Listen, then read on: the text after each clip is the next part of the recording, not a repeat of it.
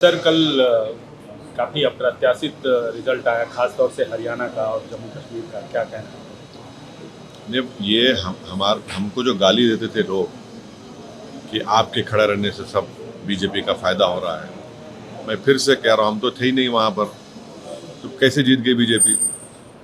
क्या क्या अनाप शनाप बोलते थे हमारे बारे में, ये टीम वो टीम। अब जब वहाँ पर बीजेपी जीत गई, जिम्मेदार कौन है इसका? और दूसरी अहम बात यह है कि 10 साल की एंटी इनकम्बेंसी का फ़ायदा कांग्रेस पार्टी को उठाना चाहिए था, मगर लगता यह है कि उनके इंटरनल डिफरेंसेस की वजह से उसका फ़ायदा बीजेपी को हो गया। और तीसरी बात यह है कि बीजेपी को अगर आप ज़रा सा भी मौका देंगे इलेक्ट्रल बैटल में, तो बीजेपी उसका फ़ायदा उठा लेती है।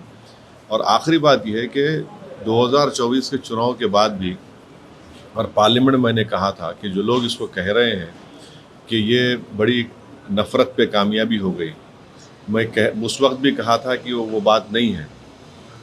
तो बीजेपी की ये कामयाबी को अब जो हो रही है अभी, इसके जिम्मेदार कौन है? तो ये है असल। कांग्रेस पार्टी पे निशाना साध नहीं, रहे हैं। निशाना नहीं है भाई, मेन अपोजिशन तो आप ही है वहाँ पर। मेन अपोजिशन तो ओवैसी थोड़ी है, मेन अपोजिशन आप ही हैं।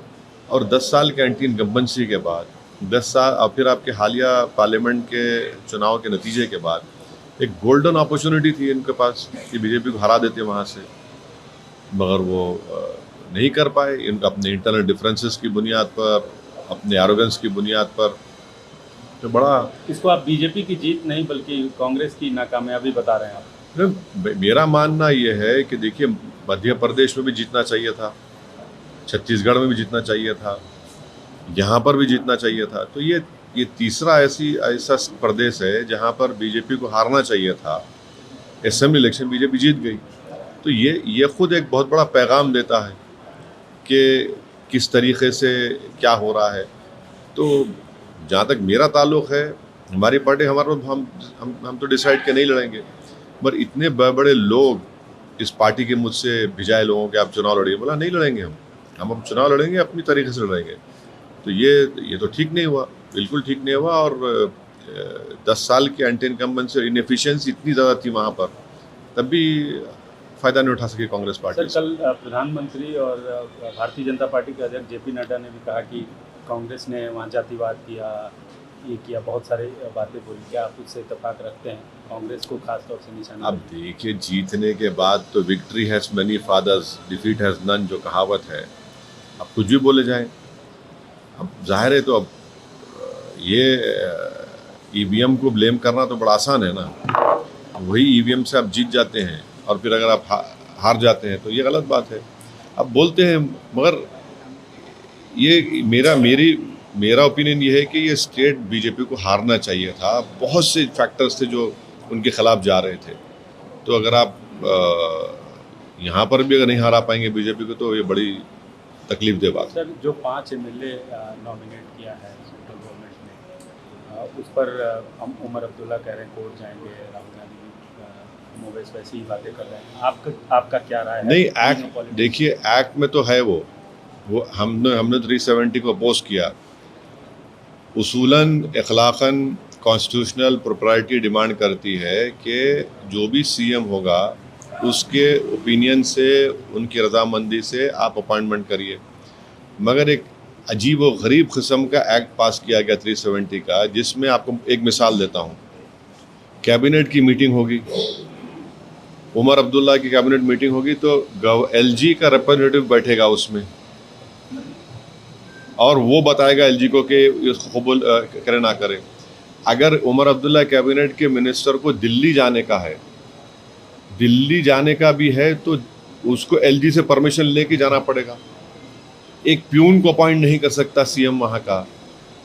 तो ठीक है, ये बात बिल्कुल सही है कि कश्मीर के अवाम में जो गुस्सा था 370 को अबॉलिशन का, उन्होंने अपना गुस्से का इज़हार कर दिया। और फिर दूसरा ये है कि हमारे पड़ोसी मुल्क जो बोलते थे कश्मीर के बारे में, इलेक्शन तो हुआ, साफ़ सुथरा हुआ, इसमें कोई इनकार नहीं कर सकता, ये भी एक बहुत बड़ी कामयाबी है। तीसरी बात यह है कि जम्मू में आप देखिए कि 29 सीट बीजेपी जीत गई, वहाँ पर भी कांग्रेस पार्टी एक ही सीट जीती। ये चीज़ों को देखने की ज़रूरत है। कश्मीर छोड़ दी, वैली, अच्छा कश्मीर में तो बीजेपी ने बड़ा प्रोपेगेंडा किया था कि पहाड़ी गुज्जर वो सब ज़ीरो हो गया, पहाड़ी गुज्जर मिलकर बीजेपी को हरा दिए। मगर जम्मू में 29 असेंबली सीट्स पर बीजेपी जीत जाती है और एक सीट पे कांग्रेस जीतती है। तो ये चीज़ों को देखना पड़ेगा। ये तो ठीक नहीं है ना, बिल्कुल ठीक नहीं है ये। भाई वैली में एक रिजल्ट आ रहा है, जम्मू में बड़ी पार्टी बीजेपी बन जाती है। तो मतलब जो ये 5 एमएलए नॉमिनेट नहीं, इस हुए हैं, उसको आप ये सही मानते हैं? नहीं, मैं तो पूरे एक्ट को ही गलत मानता हूँ। इसीलिए मैंने पार्लियामेंट में उसका वो खुलकर हमने उसका अपोज किया था कि क्या सीएम होगा उमर अब्दुल्ला बताइए। भाई उसकी कैबिनेट में एलजी का रिप्रेजेंटेटिव बैठेगा और वो बैठकर रिपोर्ट करेगा कि जो डिसीजन एक्सेप्ट करे ना करे।